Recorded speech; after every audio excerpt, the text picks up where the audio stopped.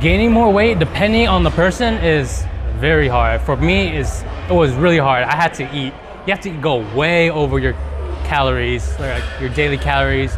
So average daily calorie, depending on how, like your height and everything, about 23 to maybe like 2,700 calories a day. That's what I believe it was. Mine, it's really hard for me to just eat a lot. I love eating, but whenever you're trying to gain weight, try to get more bulky, it's just so hard because you have to constantly be eating nonstop. Like, you're not allowed to feel hungry at all. Like, if you at the point that you're feeling hungry, that means you're not eating enough. You gotta be eating more. So you constantly always have to have snacks all over you. Eat that Greek yogurt, eat a bunch of chicken, just eat everything, man. So gaining weight, you just gotta eat a lot. But so if you want to gain weight properly though, you want to make sure that you don't go way over your calories. You want to increase it by maybe a few hundred for a few weeks just to test the waters, you know, to see where you're at, if you're gaining the weight that you desire. But if you're not gaining enough, then you just up the calories maybe a couple more hundred and you should be good. But it's a pretty tedious process because we don't always remember to eat all the time, and then you have to look for the proper foods to eat too. You can't just eat like McDonald's every single time. That just brings in the bad fats. You want the good fats while gaining the weight. Well, of course you have to eat in a calorie surplus, right? So let's say calorie surplus is so let's say your minimum daily basis is 3,000 calories, right? And a calorie surplus is you skyrocket your calories up to like maybe 500 to like 600-700 calories extra on a daily basis to gain that extra couple pounds, extra weight that you want, okay? And also another play of gaining more weight is, you know, trying to lift like more moderate heavy, but not too heavy where you can't work with the weight. Like moderate weight is like, you know, where you can do like 4 to 6 rep ranges to increase your strength. And the more you eat, the more calories you consume on a daily basis. That's where it's gonna intrigue your strength also as well. But overall, to gain weight, you know, just eat in a calorie surplus, lift a little bit more heavier, and just and for cardio wise, if you're trying to gain weight and trying to bulk up, just try to do like cardio like 3 to 4 times a week, but not too much of a high intensity. Like do aerobic cardio instead of anaerobic. Anaerobic is like, you know, high intensity, but aerobic is like, you know, where you just do like let's say you can just get on the elliptical machine and just do about like 10 to 15 minutes cardio a day, just to, you know, like just kind of cleans out your system but still maintain that size. You do need to work out. You can diet, but it depends on the look you're trying to go for, right? If you're just trying to look, you know, maybe tone, or not even tone, like just regular, then you can just go with dieting. But if you want to look toned, you want to look fit, then you need to work out, that's for sure. Otherwise, you're not gonna get that fit look that you're trying to go for. But then dieting is also an important part, of course. So the number is pretty much like 7-3 or 70% diet, 30% workout. Because if you're not dieting properly, then you're just gonna lose all the, pretty much the look that you're trying to go for. But yeah, you need to do them both in tangent with each other. Otherwise, it's not gonna go as well as you plan it to. You could eventually reach that point, but you won't reach it as fast as the person that does both at the same time. And then that balances both at the same time. But yeah, that's just my thoughts on it. To me, in my opinion, cardio and dieting and working out has to be balanced out. So let's say if you eat right and you're not working out the way you're supposed to work out, like bad forms on your workout and stuff, it's not gonna add up, right? And flip it the other way around too. So if you work out good, right, and your diet is off, it's not gonna add up, it's not gonna balance it out, okay? So in my opinion, you know, dieting is the main priority of your of how you're trying to look, correct? So when your workouts, right? It doesn't gotta be 2, 3, 4 hours long. If you go in there and kill your workouts and your sets and your reps and getting the proper form, you feeling the contractions and you feeling the squeeze and stuff. You're getting the points, man. You're hitting all those major points on your muscle groups, right? And your diet.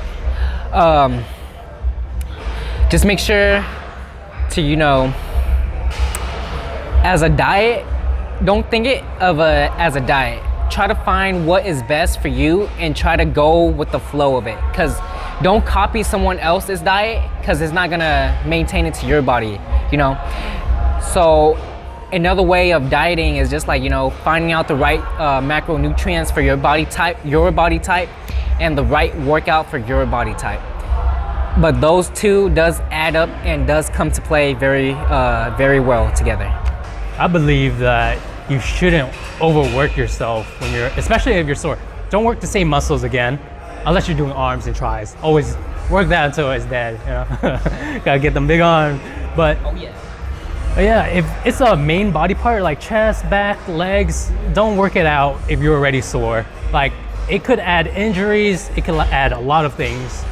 So don't keep stressing it out every time, because I remember I went really bad on my back before and I kept on doing it back to back. I went really heavy and then the disc just slid out and then I couldn't work out for pretty much the next 2 weeks. So I was just out of commission. So that just killed my whole training regimen. So you don't want to do that. That just wastes more time in general. So if you're feeling sore, just take a break from that body part, but work out your other body parts that aren't sore. You have a bunch of other body parts. But another thing that really helps with working out when you're sore or to recover is creatine. Creatine is really important in recovery. It really helps you recover quicker, and that's basically it. In my opinion, I think you still can, but just not on the same muscle group. But if you do it on the same muscle, so let's say, okay, so you did chest and tricep on Monday, right? And you're still, and you're sore the next day, and you're still trying to recover. So let's take a day of a day break until you hit that muscle group again. So let's say Monday you did chest and tricep and you went super heavy and you're like hella sore on Tuesday, the next day. So on Wednesday, if you want to hit chest and tricep again, I just recommend you take it easy, knocking down the weights a little bit, and just do lightweight but a lot of reps to create that burnout, right? So where you're not putting too much strength on your muscles, where you just, because if you do, you're kind of like overworking them and they're still in the process of recovering from the soreness. So in my opinion, yeah, you still can work out when you're sore, but just don't go too overboard on it. So there's a few ways to determine that, but then again, it's kind of personal at that point. So there's this certain feeling that you'll have that you're losing weight, but then, okay, so you go on the scale, you look at your weights, you're like, oh wow, I'm dropping weights, but then it could be in a bad way or a good way. So I say bad way as in you're just pretty much starving yourself all the time. You don't really have any nutrients coming in, and especially if you're working out too, you won't be able to recover properly, and that could eventually lead to injuries and other future downfalls. But it's kind of a feeling type of thing, because you'll know if you're losing weight properly. Like, you'll feel it. You'll feel a lot better. You'll feel a lot healthier. And just in general, it'll make you feel more accomplished and happy if you're losing weight the proper way. But yeah, so the negative way is you just don't eat anything at all. You kind of just eat and then regurgitate everything back up. So, and then you're not getting in the nutrients that the food would have supplied you with. But yeah, other than that. On losing weight properly, you should identify it by how you're feeling, right? So let's say losing weight. How do you know if you're doing it correctly or incorrectly? So if you're losing weight dramatically and your strength is decreasing and you're just eating you don't know what you're eating and you're still losing weight, right there, you don't have an idea of why you're losing weight. But losing weight correctly is with your diet, with your macronutrients calculated, and how many calories and carbs, proteins and fats you're supposed to eat on a daily basis to lose that amount of weight that you want to lose.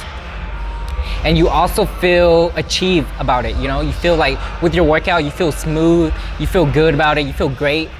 And you know, so it's just losing weight properly and incorrectly is just on the way you feel and how you feel towards that feeling on your weight lossing process.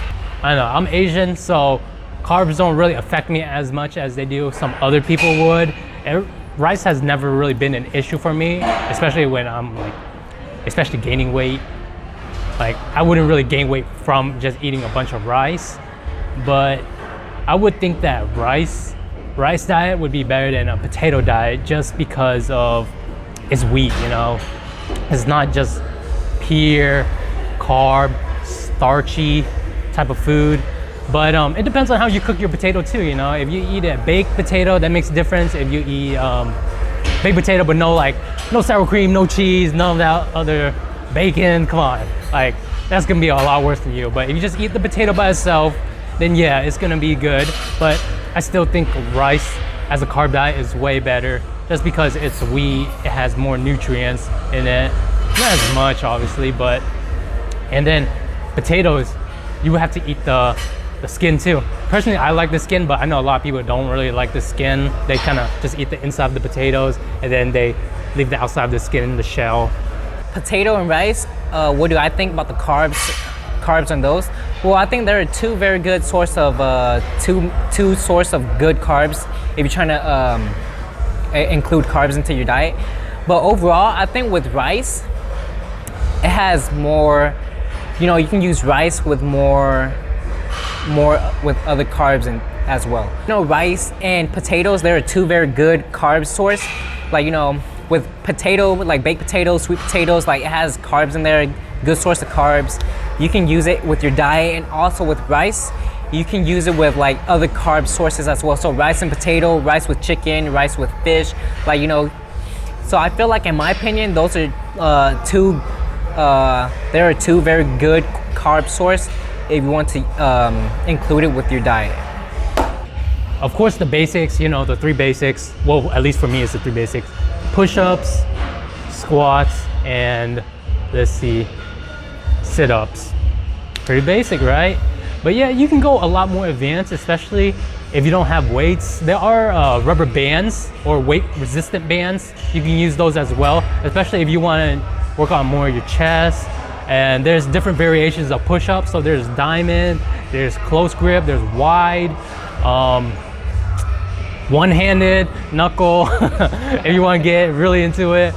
But, and then I think back would be the hardest one to do, just because there's not much back exercises unless you just get a heavy ass box and then fill it with a bunch of rocks, and that way you can imitate deadlifts. But then I wouldn't really recommend that way, you can get injured. But a good way is to buy those pull-up bars, you know, that you can clip onto the top of your door. Those would be good, because that's what I kind of started out with too. I started with those pull-up bars. So you just do a bunch of pull-ups, especially if you're new, you're not gonna be able to do a full pull-up on your first try. So what you should do in that case is try to do as much as you can, and then at that point, just hang there. Just hang there as long as you can. It will start developing your back muscles. So that really benefits you. And then eventually you'll be able to do one pull-up, 2, 3, 4, 5, 6, 7, 8, 9, 10, keeps going on. But that takes a lot of time for pull-ups, because like I said, if you don't use your back, there's not much exercises that uses your back a lot, unless you work in a factory of some sort and you have to carry boxes all day. But yeah, so it's pretty normal if you can't do a full pull-up on your first try. So don't worry about too much about that. And then squats, pretty basic. You can just get something heavy and hold it and just do squats, you know. Or if you're feeling uncomfortable with that, you can do wall squats also. Just sit on the back of a wall, kind of lower your butt, parallel with your thighs. So you kind of want to keep that parallel level. And yeah, that will work out your legs. So, and then crunches, ab workouts. I think that's probably the easiest one that you can do without weights, because yeah, you don't really need weights to start. You just need weights if you want to get further in, but just to start, weights aren't really necessary. A lot of body workouts will work just fine. Okay, so some good bodyweight workouts are, you know, simple basics. Squats, bodyweight squats, bodyweight push-ups. Just keep it really simple, you know, push-ups, jumping squats, jumping jacks, you know. Like, if you don't know any type of bodyweight workouts to do, you can always research it online. And just when you're starting off, just keep it simple. Don't overdo it. Because, you know, you're starting off with the basic muscle groups, right? And you're just trying to ease your way into working out. So just keep it simple, like push-ups, you know. Just try to do like every day, like try to do 10 to 15 push-ups a day. And then the next day or the next week, you can do a whole week of 20 push-ups a day, right? And the next week, trying to increase your push-up reps into like, instead of 20, do like 30 or 40 push-ups the next week. Just increase it slowly but surely, right? And yeah, man, just keep it simple and just don't overdo it. Yep. No pecs, no sex. All right, here. Oh man, I don't know, you should add that part yet. Final words are to wrap up all this Q&A. You know, my final words are, you know, balancing your lifestyle out play a huge role.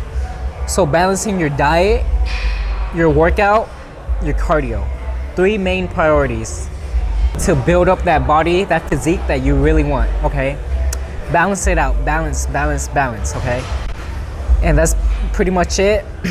And my my Instagram is down below, Tommy, Tommy, Nguyen, Nguyen, fitness.